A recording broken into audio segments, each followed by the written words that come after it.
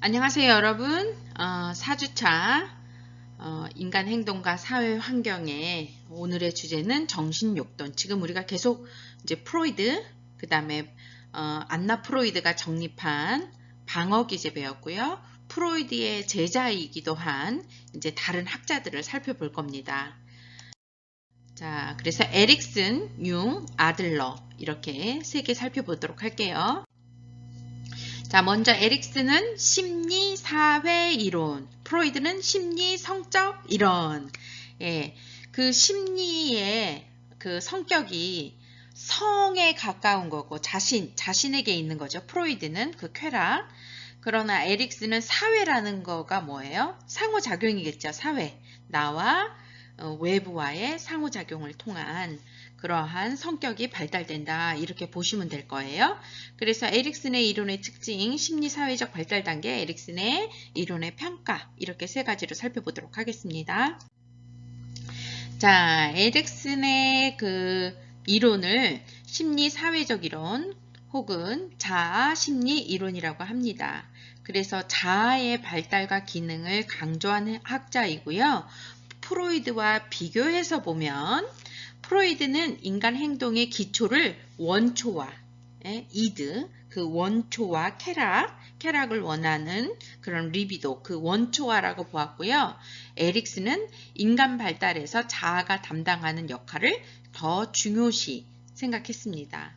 그리고 프로이드는 원초화의 욕망을 현실적으로 충족시키기 위해 자아가 원초화로부터 분화돼서 나온다라고 생각을 했고요. 자아의 모든 힘이 원초화에서부터 있다. 그러니까 원초화를 가장 중요시 생각을 했어요. 그래서 원초화에서 자아가 나온다.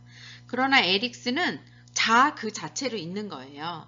자아는 자율적인 구조와 기능을 갖고요. 자아는 인간의 감정, 사고, 행동의 전반을 통제하고 집행하는 주체다. 그리고 의식 수준에서 통제 가능하다. 자아가. 이렇게 프로이드는 원초화를 중요시했고 에릭슨은 자아를 중요시했는데 프로이드는 원초화에서 자아가 나온 거고 에릭슨은 그 자아, 그 자체가 있는 거예요. 자, 그리고 자아의 발달에 영향을 미치는 사회 문화적인 요소를 강조했습니다. 사회와 어떻게 상호작용을 해서 내가 어떤 것들을 획득해내느냐. 그래서 프로이드는 부모가 아동의 성격 발달에 주는 영향에 주안점을 두었고 에릭슨은 부모뿐만이 아니라 아동이 자아가 형성되고 발달되는 과정에 영향을 미치는 사회 문화적인 배경, 이 모든 배경을 강조했어요. 그래서 성격 구조를 설명함에 있어 문화적 요소를 결부시키고자 노력을 했다는 것. 그래서 에릭슨은 개인의 발달이 사회를 풍요롭게 한다. 이렇게 보는 입장입니다. 조금 더 프로이드보다 전체를 본 게 에릭슨이다 라고 생각하시면 돼요. 그래서 에릭슨의 관점에서의 인간 발달은 또는 성격 발달은 점성의 원칙, 그리고 성격 발달, 또 생물학적 요인, 심리적인 요인, 문화사회적인 요인 이렇게 나누어서 볼 텐데요. 점성의 원칙이라는 것은 뭐냐면 발달은 이미 순서가 이렇게 정해져 있다. 그 순서대로 발달한다. 이것은 변하지 않는다라고 보는 거예요. 그리고 각 이런 발달 단계들은 이 처음의 발달 단계가 어떻게 되어졌느냐에 따라서 이 토대 위에 쌓여지고 이 토대 위에 쌓여지는 거예요. 신뢰 대 불신이라는 그런 것들이 있다면 신뢰가 있었으면 그 신뢰 대 다음에 자율성이 생기는 거고 자율성이 생긴 다음에 주도성이 생기는 거예요. 근데 신뢰를 획득하지 못하고 내가 이 세상에 신뢰롭지 못하다라고 생각하고 불신감이 있다면 거기에 뭐가 그 다음 토대 위에 뭐가 생길 수밖에 없어요. 불신에서 수치심, 그리고 수치심에서 죄책감 이렇게 발달한다는 거예요. 점성의 원리가. 그러니까 첫 번째 발달은 정해져 있는데 그 단계는 정해져 있는데 처음에 그 발달을 토대로 처음에 획득된 그 과업을 토대로 다음 단계로 확진되어져 간다. 그래서 점성의 원칙. 그리고 성격은 다른 말로 이야기하자면 심리사회적 위기를 극복하는 과정 또는 발달 과업을 획득하는 과정. 다 같은 말이에요. 성격 발달이라는 것은 심리사회적인 위기를 극복하는 거. 어떤 위기가 있어요? 신뢰를 획득하느냐, 불신을 획득하느냐. 뭐와? 내가 환경과의 상호작용을 통해서. 신뢰일 때 가장 중요한 역할을 하는 사람이 누구겠어요? 영아기에, 1세기에. 부모죠. 아이들은 자기 스스로 할 수 있는 게 없잖아요. 0, 1세는.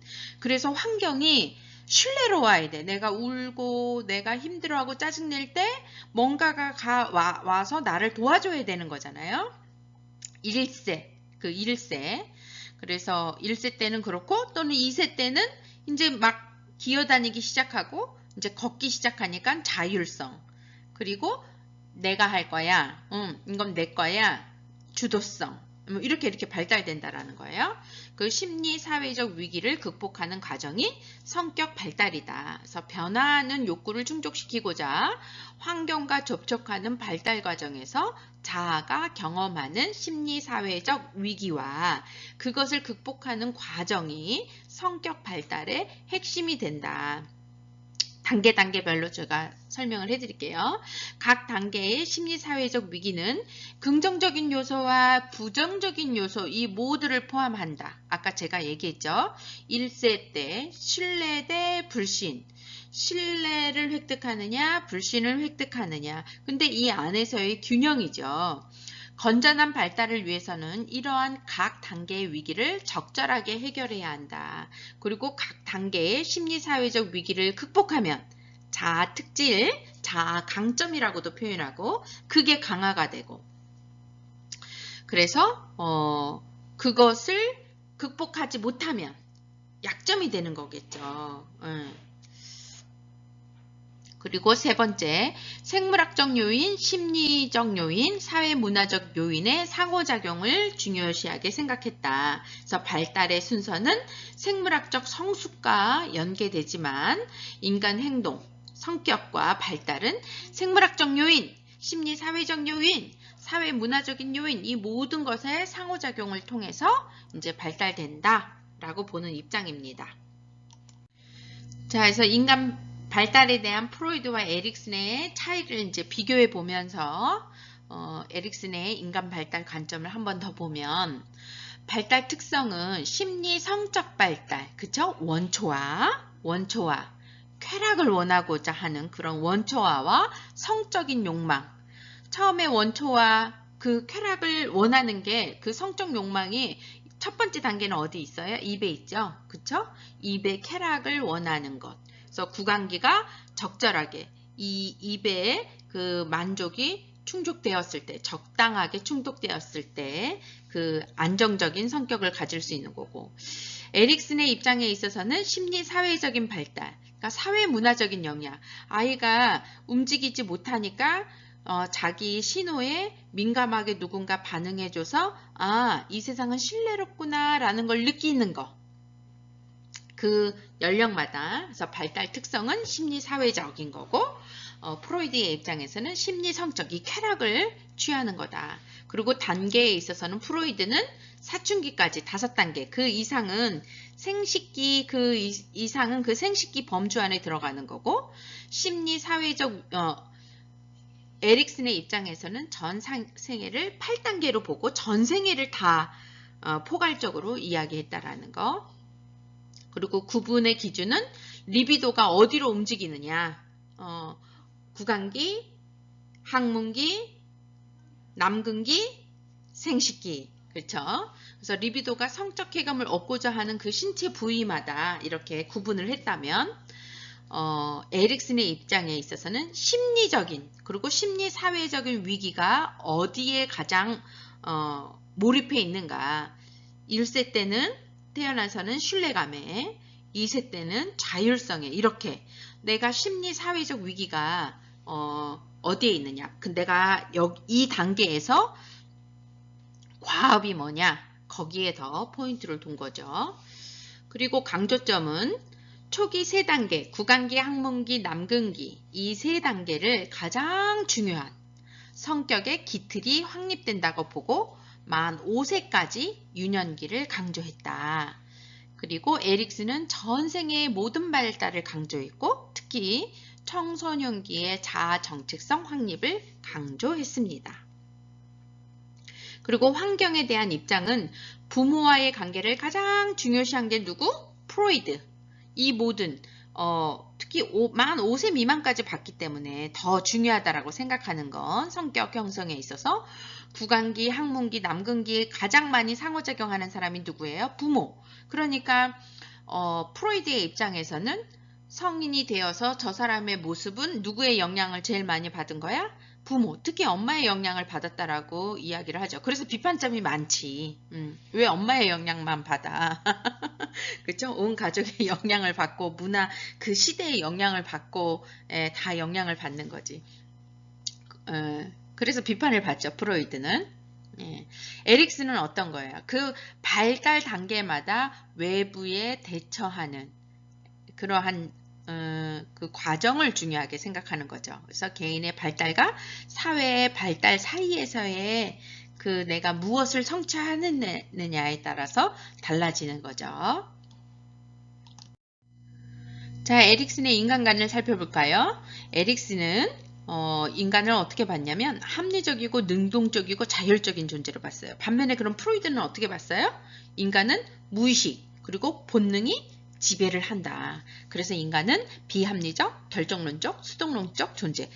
다르죠. 반대로 봤죠. 그리고 인간 발달에 정상적이고 긍정적인 측면에 초점을 두었어요. 에릭슨은.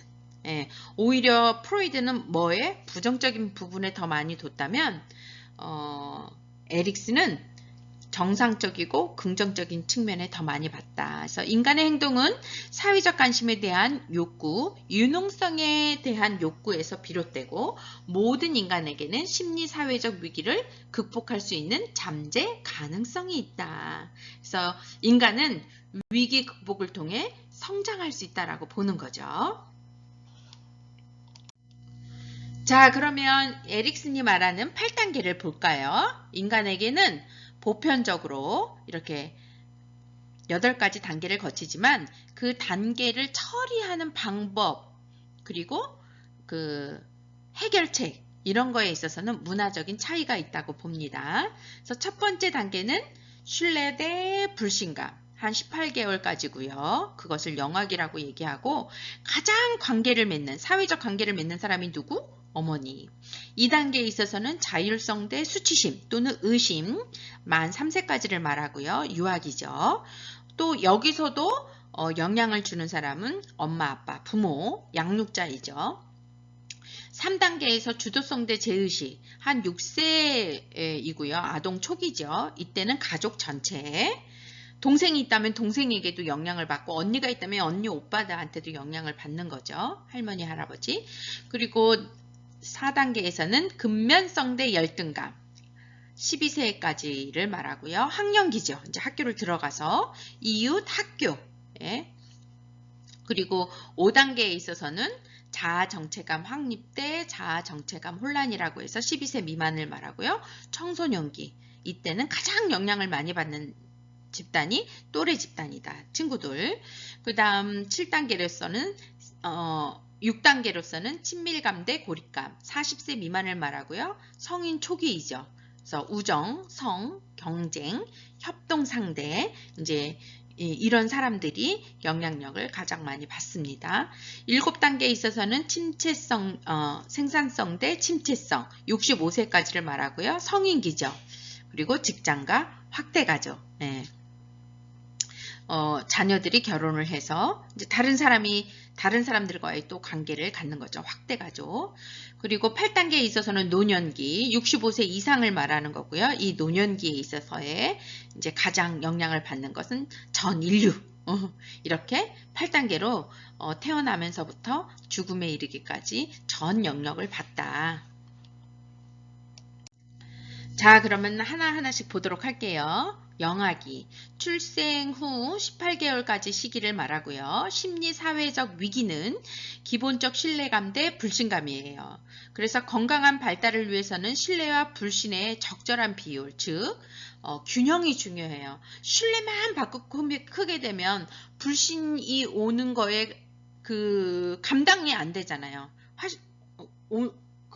온실 속의 화초가 바깥에 나왔을 때 너무 쨍쨍 찌는 햇빛을 보면 말라 죽고 또는 너무 바람이 세고 이러게 되면 건강하게 못 크는 것처럼 온실 속의 화초가 아니라 적절하게 내가 불신감도 이겨낼 수 있고 내 의견이 받아들여지지 않는 것도 이겨낼 수 있고 괜찮아. 그 다음에 나를 받아들여주는 그런 것도 필요하죠.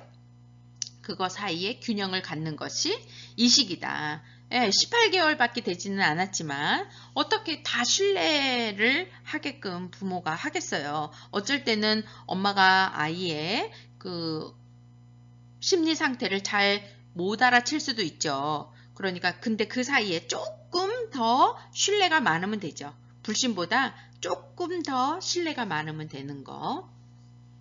그래서 기본적 신뢰감 대 불신감의 갈등을 성공적으로 해결하면 희망이라는 심리사회적 자아특질, 강점이 생기는 거예요. 희망이라는. 이 세상 살만하구나 라는 희망. 근데 실패하면 어떤 거예요? 사회 관계로부터 철퇴. 그냥 철회해버리는 거야. 그냥 나는 안 볼 거야. 그냥 나 혼자 살 거야. 그냥 안 볼 거야. 언제서부터 이게 생기기 시작해요? 그 영악이 18개월. 무섭지 않겠어요? 그리고 점성의 원리라 그랬잖아. 이게 쌓이고 그 다음 쌓이고 그 다음 쌓인다 그랬잖아요. 그러니까 특히 영악기에 이 신뢰를 갖는다라는 게 너무나 중요하다. 그래서 철퇴라는 부정적인 자아 특질이 많은 사람들은 어떤 사람들인 거예요? 꼭 영아기, 여기서 에릭슨의 이론에 보면 영아기에 신뢰를 많이 못 받은 사람일 수도 있지만 내 삶 속에서 신뢰감이 많이 없는 거죠. 신뢰감이. 자, 두 번째 단계로서는 만 3세 미만을 말해요. 그래서 심리사회적 위기는 자율성 대 수치심, 점성의 원리라 그랬어요. 신뢰감이 있으면 그 위에 뭐가 쌓여요? 자율성이 생기고 신뢰감이 없으면 그 위에 뭐가 쌓여요? 수치심과 의심이 쌓이는 거예요. 자기 하는 거에 계속 확인받고 싶어하고 계속 물어보고 이런 거 뭐예요? 수치심과 의심이 많아서 그러는 거죠. 그냥 내가 한 것에 대해서 내가 한 거니까 그냥 내가 책임지고 내가 해야 되는데 그쵸? 자율성. 이 시기다. 만 3세까지를 말하고요. 특히 배변 훈련은 자신의 행위에 대한 독립심을 키워주며 자율성 발달의 기초가 되어서 배변 훈련 과정에서 부모가 너무 엄격하고 유아의 실수를 비난하게 되면 유아는 자기 자신에 대해서 수치심, 의심 이런 것들이 생기게 되는 거죠. 그래서 이 단계의 위기를 성공적으로 극복하면 의지력이 생기고 할 수 있어. 의지력이 생기고 실패하면 강박증, 그쵸? 충동을 제한하기 위해 반복적 행동을 하는 거, 강박증이 생기는 거예요. 그런 부정적인 자아 특질이 생긴다. 다음 단계는 아동 초기 만 3세에서 6세인데요. 심리사회적 위기는 주도성 대 제의식이에요. 부모가 유아에게 탐색하고 실험할 수 있는 자유를 허용하고 유아의 질문에 충실하게 답해주면 그 속에서 유아는 자신이 목표나 계획을 원만하게 성취하면서 주도성이 발달돼요. 3세에서 6세지만 이거 하자라고 했을 때 같이 하는 거지. 자율성은 뭐예요? 그 밑에 단계는 뭐예요? 그냥 내 욕구에 의해서 하고 싶은 거 만지고 싶은 거 이렇게 만지는 것을 허용하게끔 하는 거라면 여기서는 나 이거 하고 싶은데 같이 해줘 라고 했을 때 그래 라고 하는 거. 그런 동조적인 분위기가 주도성을 갖게끔 하죠. 그러나 그거 엄마가 하지 말랬지. 엄마가 하지 말랬는데 네가 해가지고 지금 이렇게 벌어진 거 아니야? 라는 그런 상황에서는 아이가 뭘 느낄 수밖에 없어요? 죄의식, 죄책감 이런 걸 느끼고 있다는 거죠. 그래서 반대로 유아의 목표나 계획이 잘 성취되지 않고 유아의 신체 활동이나 언어 활동에 대한 제한과 간섭이 심하거나 유아의 활동과 질문을 부모가 귀찮아하면 유아는 어떤 생각이 들어요? 좌절감을 느끼게 된다. 또는 죄의식을 갖게 된다. 그래서 주도성 대 죄의식 이런 갈등을 성공적으로 해결하면 목적의식이 생기죠. 예, 리더잖아. 리더. 목적의식. 나 이거 할 거야. 우리 같이 이거 합시다. 이런 목적의식이 생기는데 실패하면 어떻게 돼요? 그냥 나를 억누르는, 자유를 억누르는 그런 억제라는 부정적인 결과를 낳는다라고 보는 입장입니다. 자, 그 다음 단계 학령기 6세에서 12세고요. 자아성장의 결정적인 시기라고 우리는 이야기를 해요. 이 시기의 위기는 근면성 대 열등감. 이제 학교를 가는 거잖아요. 학교를 다니기 시작하면서 근면성이 발달하는데요. 그 근면성은 아이들이 학업에 좀 몰입하게 돼. 읽고 쓰기, 세마기, 그래서 인주적인 기술을 획득하고 또래와 함께 어울려 놀거나 공부하면서 사회적인 기술을 배우는 거예요. 그래서 내가 그 배운 기술에 대해서 인정을 받고 내가 이런 성취감, 내가 읽고 쓰고 말하고 듣고 또는 그런 세마기에 성취감을 얻게 되면 아이는 근면성이 내가 더 열심히 해야 되겠다라는 거가 느껴지게 되고 그런 성취감이 없게 되면 열등감에 빠지게 된다는 거죠. 나는 노력했는데 왜 안 되는 거야. 나도 했는데 쟤가 더 잘하네. 비교하고 막 이렇게 되면 이 시기서부터 열등감을 갖게 된다. 그래서 근면성 대 열등감의 갈등을 성공적으로 해결하면 유능성을 갖게 되지만 실패하면 무능력감을 갖게 된다는 거죠. 그러니까 오히려 근면하면 내가 하는 일에 그리고 근면하다고 주변에서 인정해주면 사회적인 관계니까 그래 너가 열심히 하고 있는 거야 라고 응원해주고 지원해주면 유능성이 생기고 너 이게 뭐야 게으른 거야 안 되는 거야 하면 뭐가 생긴다고 무능감이 생긴다라는 거죠. 왜 이렇게 못하는 거야 이렇게 되면 자, 그 다음 단계는 청소년기고요. 만 12세에서 20세를 말해요. 심리사회적 위기는 자아정체감 대 역할 혼미라고 또 이야기를 하고 자아정체감 혼란이라고도 합니다. 그래서 이 시기에 자아정체감 확립을 전 생애를 통틀어서 가장 중요한 발달 과업이라고 봤어요. 그러니까 에릭슨이 제일 중요한 시기를 청소년 시기라고 봤습니다. 그래서 신체적 성숙이 이루어지고 부모로부터 정서적으로 독립할 수 있게 되면서 청소년들은 자신이 어떤 사람이 되어야 하는가에 대한 관심을 갖게 돼요. 그래서 청소년이 자신의 역할을 정확하게 인식하고 뚜렷한 목적의식을 가지며 자신에 대한 통찰력을 갖게 되면 자아 정체감이 확립이 되는 거죠. 나는 이런 걸 좋아해. 그리고 나는 이런 걸 하고 싶어. 그리고 이런 거를 할 거야. 그리고 이렇게 하기 위해서는 저 사람처럼 돼야지. 라는 그런 역할에 대한 거. 나를 알고 어떤 것을 해야 되는지 아는 거. 이게 정체감인 거죠. 자기 정체감. 그거 청소년기에 이루어져야 한다라는 거죠. 내가 공부를 하고 근데 공부를 하고 전공을 했는데 이거 내가 아닌 것 같아. 이렇게 되면 계속 혼란이 오는 거죠. 내가 이런 걸 좋아하고 이런 것들을 할 때 내가 이런 직업을 가질 수 있어. 이런 역할이 연계돼야 되는데 우리는 공부 따로 직업 따로 이렇게 되다 보니까 더 정체성이 없어지고 혼란되어지고 이러는 거죠. 그래서 청소년기 자녀를 두신 어머님들은 이 시기에는 공부가 중요해. 공부가 중요한데 공부가 다 중요하지가 않아. 뭐보다는 안 중요해. 내가 뭘 좋아하는지를 찾는 게 더 중요해. 근데 우리는 너 공부하고 대학 들어가고 널 찾아. 그러니까 수학 문제 더 풀어. 이렇게 되니까 수학 문제 풀기는 했는데 그 푸는 거에 에너지가 안 생기는 거야. 이걸 왜 내가 이걸 해야 돼. 대학 들어가서 그리고 또 어떤 면에서는 너무 힘들어. 근데 그냥 우리는 이렇게 얘기를 하는 거죠. 대학 들어가서 다 생각해. 근데 그때는 벌써부터 내가 뭐 좋아하지? 역할 그 혼미로 내가 무엇을 해야 되는지에 대한 그 혼란 때문에 오히려 자기한테 집중하지 못하니까 혼돈이 더 오는 거거든요. 그러니까 특히 12세에서 20세 그 자녀들을 둔 분들은 오히려 그 자녀들한테는 너 뭐 좋아해? 그리고 어떤 사람이 되고 싶은데 그런 역할에 대한 자기 역할에 대한 그게 자기를 알아가는 거니까 이게 너무 중요하다라는 거. 이제 우리가 교육을 배웠으니까 이거를 들으시는 분들 선생님들 중에서는 이 시기에 자녀들이 있을 수 있잖아요. 그러니까 공부보다도 더 중요한 거 자기를 찾게 되면서 내가 뭘 좋아하고 내가 이 좋아하는 것을 하기 위해서는 이러이러한 공부가 필요해 라는 정도의 공부만 하면 되는 거잖아요. 예. 그러니까 그러한 식으로 몰게 되면 공부가 재밌지. 예. 그래서 자신에 대한 끊임없는 질문, 나는 누구인가와 함께 자신의 능력, 존재의 의미 등을 탐색하면서 고민과 방황이 길어지면 정체감 혼란이 일어나고, 예.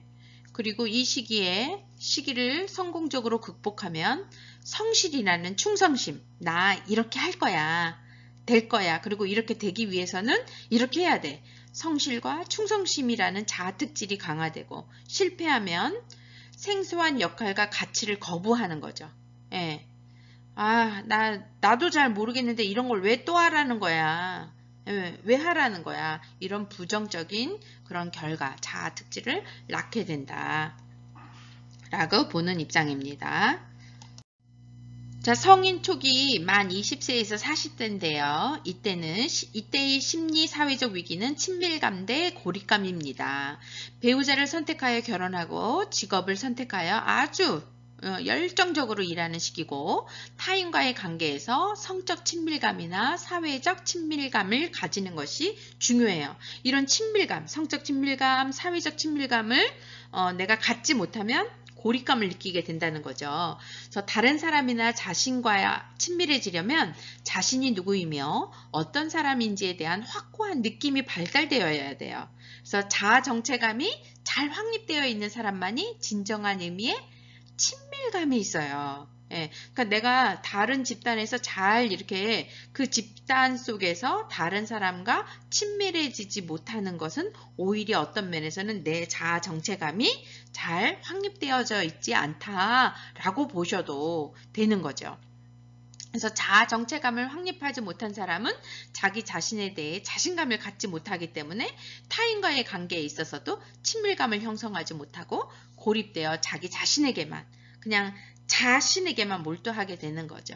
그래서 이 시기에 위기를 성공적으로 해결하면 사랑이라는 능력이 생기고 실패하면 그냥 다 배타적인 부정적 결과를 낳는다라고 보는 입장입니다. 자, 이제 마지막 성인기죠. 만 40세에서 65세 이 단계에 있으신 분들도 계시죠? 우리 학생분들 중에서는 자, 심리 사회적 위기는 생산성 대 침체기. 내가 생산성을 갖게 되면 획득하게 되면 덜 침체함을 갖고 내가 막 침체돼 이러신 분들은 생산성이 좀 부족한 거죠. 이 시기의 최대 가업은 다음 세대를 양육하는 것이며 이를 생산성이라고 이야기를 해요. 가정적으로는 자녀를 낳아 교육하고 사회 전통을 전수하고 가치관을 전달하는 부모 역할을 통해서 생산성을 획득하고 꼭 뭐 결혼을 해서 자녀를 낳아야 된다 이것만은 아니에요. 내가 직장에서 또는 나의 사회생활 안에서 나의 조직에서 나의 그런 관계에서 다음 세대를 지도하고 양성하는 데 관심을 가지고 그리고 노력을 기울이고 학문적인 성취, 기술적인 성취, 예술적인 업적 등을 통해서 생산성이 획득돼요. 꼭 이렇게 큰 것만이 아니더라도 내가 텃밭을 가꾸면서도 그 생산성이 획득이 되는 거죠. 텃밭을 가꾸고 키우고 그것을 또 나누고 이러면서도 그래서 생산성이 결핍되면 성격이 침체되고 황폐해진다. 내가 누군가를 양육하지 못하는 내가 누군가를 이렇게 돌보지 못하는 그런 마음이 오히려 그럼 황폐해진 사람이니까 돌보지 못할 수도 있지만 오히려 지금은 내가 좀 마음이 황폐해져 있다라고 생각하시면 오히려 돌보는 일을 조금 더 많이 해보세요. 나를 이렇게 더 내리고 다른 사람을 돌보는 거. 이 시기에 부모를 돌보는 거 너무 좋은 거예요. 그게 나를 돌보는 거와 같은 거야. 오히려 기대 수준을 조금 더 낮추고 내가 기대 수준을 나를 돌봐줘 이렇게 되면 이 40에서 65세 이 시대를 돌봐줄 사람이 누가 있습니까? 오히려. 그러니까 나 좀 돌봐줘 하는 마음을 이 시기에 돌봐줘 하는 마음의 사람들은 뭐가 더 많은 거예요? 이 황폐감이 더 많은 거예요. 그러니까 오히려 역으로 내가 좀 침체되어 있고 황폐되어져 있다라고 생각하면 더 돌보는 일을 더 많이 한번 해보세요. 그러면 생산성이 더 있어집니다. 생산성. 그러니까 첫 번째로는 더 친밀감이 있어야 되는 거죠. 내가 배타적이면 안 되겠지. 친밀하게 다가가서 오히려 그들을 돌보고 또는 그들에게 어떻게 하면 그들의 필요를 채우려고 노력하고 이것이 오히려 나에 대한 생산성을 높이는 일일 수 있다는 거. 그래서 이 시기에 심리사회적 위기를 성공적으로 해결한 사람은 다른 사람을 배려할 줄 알고 그런 자아 특질이 생기는 거고 실패하면 거부나 권위주의 등 부정적인 자아 특질을 낳게 된다라는 거죠. 그러니까 오히려 내가 황폐하고 침체되고 이러면 내가 배려를 지금 못하고 있는 거구나 라는 걸 인식을 해. 오히려 그래서 더 배려하고 내가 좀 거부하거나 좀 권위주의적인 그런 부분은 없지 않나 한번 뒤돌아보는 게 더 중요할 것 같아요. 이 이론에 보면. 자, 그 다음에 이제 노년기. 노년기는 없을 것 같은데 노년기는 65세 이후이고요. 근데 꼭 나이만이 아니라 50세임에도 불구하고 노년기의 마음을 가진 사람들도 있을 수 있는 거죠. 생산성이 풍부한 사람들은 남을 배려하고 돌보고 이랬던 사람들은 어떤 마음을 갖겠어요? 나는 잘 살아왔고 지금도 잘 살아왔고 이렇게 생각할 수 있잖아. 노년기에서는 한 65세 이후를 보는데요. 지금까지 자신이 살아온 삶을 되돌아보면서 자신의 생애에 가치 있는 삶이었음을 음미한다. 근데 저는 50세에도 그러신 분들 많이 있는 것 같아요. 나 잘 살아왔어. 후회 없이 잘 살아왔어. 그래서 이 시기에 심리사회적 위기는 자아 완성, 자아 통합 대 절망감. 그래서 자아 완성이나 자아 통합감이 없으면 어떤 마음이 있다는 거예요? 절망감이 있다는 거야. 그래서 자아 완성은 모든 관점에서 자신의 인생을 돌이켜보고 겸허하게 그리고 확고해. 나 잘 살아왔어. 그리고 만족스럽다고 확신하는 것을 말해요. 그리고 지금까지 살아온 인생에 자신의 인생이 무의미하게 느껴지고 후회나 회한에 빠지게 되면 뭐가 되는 거예요? 절망감을 느끼게 되는 거예요.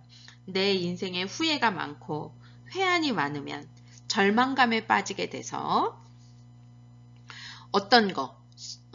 경멸이라는 부정적인 결과, 경멸. 세상도 경멸스럽고 주변 사람들도 다 경멸스러운 게 이제 그러한 부정적인 결과를 낳았고요. 또는 나는 잘 살아왔어. 이런 자아 완성감이 있는 사람은 어떤 거? 지혜가 생긴다라는 거죠. 그래서 나이가 들어가면서 저분 참 지혜 있으셔. 이렇게 말할 수 있는 거는 뭐다? 그분 안에서 자아 통정감, 자아 완성감, 전체적인 모습으로 보니까 그분의 이야기와 말이 그래 맞지 참 지혜 있다. 지혜라는 그러한 강점이 생기게 되는 거죠. 이렇게 에릭슨은 출생에서부터 노년에 이르기까지 발달 과업이라는 것을 통해서 내가 사회와 이 자아가 쌓아가면서 무엇을 획득하느냐. 그러나 자아의 강점을 봤어요. 선택은 누구한테 달렸어? 내게 달렸어. 자아가 그렇게 만들 수 있다는 거잖아요. 자아가. 환경이 중요하지만 내 자아가 다. 내가 이것을 조절하고 통제하고 극복해낼 수 있어. 누가 제일 중요해? 에릭슨의 그 강점은 자아가 그런 일들을 한다는 거예요. 자아가. 그래서 한 번 더 출생에서부터 노년기를 보시면서 자기에게 해당되는 것 또는 나의 자녀에게 해당되는 걸 보시면서 그래, 기대를 많이 갖는 게 중요한 것 같아요. 근데 어떤 기대? 너는 할 수 있어. 그리고 지금 각 단계마다 자신에게 내 자아가 내 환경이 참 힘들지만 선택은 내게 달렸어. 그 자아가 내가 긍정적인 걸 선택하면 긍정적인 거로 가는 거예요. 선택은 내게 달린 거야. 환경이 나한테 준 거 너무 크지. 크지만 자아도 너무나 중요하다. 척박한 환경에서도 이겨내는 사람들이 있잖아요. 자아가 나는 긍정적인 것을 향해 가는 거잖아. 내 세상이 나를 도와주지 않고 힘들어도 나는 나의 길을 간다. 예, 이 강의를 들으시는 모든 분들, 예, 코로나로 힘들고 저한테도 이야기하는 거죠. 예, 부정을 바라보면 한도 끝도 없습니다. 예, 긍정을 바라보면서 그래, 나아가자. 할 수 있다. 여러분 공부 시작한 지 얼마나 주저하고 힘들었어요. 그러나 벌써 왔잖아. 벌써 이만큼의 단계가 왔잖아요. 우리는 벌써 기말을 생각해야 되는 거잖아요. 그렇죠? 자, 그래서 에릭슨 이론의 평가를 볼게요. 긍정적인 평가. 에릭슨은 인생 주기를 통한 전생의 발달을 강조했다. 그리고 사회 문화적 요인을 배경으로 인간 발달을 이해하게 함으로써 정신이론보다 확대 발전시켰다. 그리고 병리적인 측면이 아니라 건강하고 건전한 측면에서 인간 발달을 설명했다. 그리고 성숙의 개념보다 폭넓은 의미로 이해하고 활용할 수 있도록 했다라는 점이 긍정적인 평가입니다. 자, 마지막으로 비판점을 보면 자아 발달의 여러 측면들은 프로이드의 성적인 신체 부위에 너무 무리하게 연결시키는 점이 있는데 프로이드는 맨 처음에 어떻게 했어요? 다시 한번 반복하면 구강기, 그 다음에 항문기, 그 다음에 성기기, 남근기라고도 하고 남근기, 그 다음에 잠재기, 그 다음에 생식기 이렇게 봤잖아요. 그런 거에 맞춰서 신뢰대 불신, 자율성, 그 다음에 주도성 이런 단계들을 좀 신체 부위마다 그 예시를 들 때 너무 끼워 맞추려고 했다. 무리하게 이론을 차용했다. 그 단계가 이제 그런 비판을 받고요. 그리고 이론의 개념 체계가 좀 명확하지 않고 불분명하다. 그리고 각 발달 단계의 구분에 대해 과학적인 정확한 근거를 제시하지 못했다라는 비판점이 있습니다. 그럼에도 불구하고 전생에 인간이 어떠한 발달 과업이 있는가를 제시를 했죠. 제시를 하고 지금 이렇게 우리가 그 이론을 살펴봤지만 그래도 이런 점들이 있구나. 수긍 가는 부분도 많지 않습니까? 그러니까 지금 우리가 이런 이론을 배우는 것은 사람을 이해하는 것, 사람의 발달을 이해하는 과정에 있어서 유년기에는 이렇고 또는 청소년기에 가장 중요한 점들은 이렇고 또는 노년기에 이러한 부분들이 있다라는 것. 다 설명은 못 해주지만 우리 인간에 대해서 설명은 못 해주지만 부분적으로 인간의 발달에 대해서 이해할 수 있는 부분이죠. 자, 이제 우리 문제 한 5문제 풀을게요. 첫 번째 문제, 에릭슨의 이론에 관한 설명으로 틀린 것은 각 단계의 발달은 이전 단계의 발달을 토대로 이루어진다. 그리고 사회문화적 환경이 성격 발달에 영향을 미친다. 청소년기의 주요 발달 과업은 신뢰성이다. 인간이 발달은 전생에 걸쳐 일어난다. 뭐죠? 그쵸? 청소년기는 뭐죠? 자아, 정체감. 자, 두 번째로 에릭슨의 심리사회적 위기와 주요 관계가 바르게 연결된 것은 자율성 대 수치심은 교사, 근면성 대 열등감은 부모, 친밀성 대 고립감은 가족, 정체감 대 역할 혼미는 또래 집단. 어떤 건가요? 그쵸, 4번이죠. 청소년기에는 또래 집단의 주요 관계 이거고 영향을 받죠. 세 번째로 에릭슨의 인간관으로 옳은 것은 합리적인 존재다, 비합리적인 존재다, 결정론적 존재다, 수동적인 존재다. 어떻게 봤죠? 그렇죠. 합리적인 존재죠. 그리고 능동적이고 자율적인 존재로 봤습니다. 자, 네 번째, 에릭슨의 심리사회적 발달 단계 중 전 생애를 통틀어 가장 중요한 발달 과업은 뭐죠? 신뢰감, 자율성, 주도성, 자아 정체감. 뭐죠? 그쵸. 자아 정체감. 자, 이제 마지막 노년기의 심리사회적 위기를 성공적으로 극복한 결과 얻게 되는 긍정적인 자아 특질은 뭐죠? 너무 중요한 거죠. 1번 지혜, 2번 성실, 3번 희망, 4번 사랑. 뭐죠? 1번 지혜.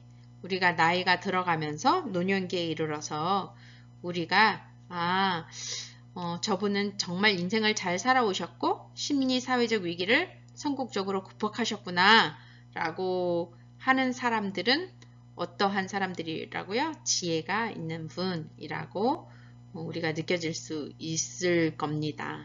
자, 우리는 이런 노년기가 되기 위해서 노력해야겠죠? 애쓰셨습니다.